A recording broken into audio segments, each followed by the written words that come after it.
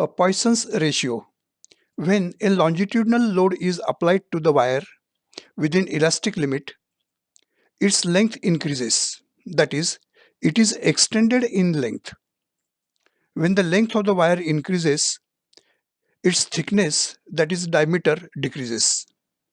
Thus, longitudinal strain produces lateral strain in the wire.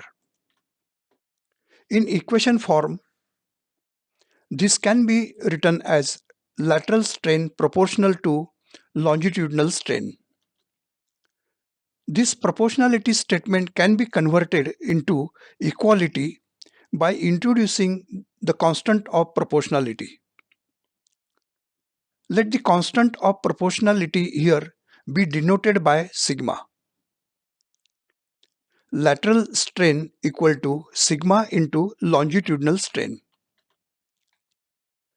The Poisson's ratio is denoted by the notation sigma and is defined as the ratio of lateral strain to the longitudinal strain.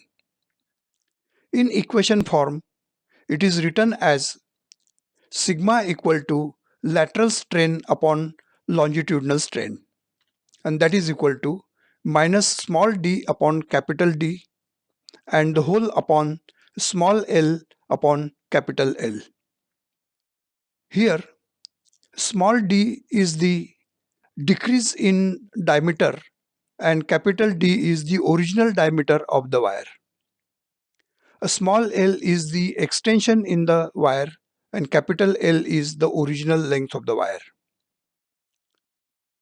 When the material is stretched in one direction, it tends to contract in other two directions and vice versa.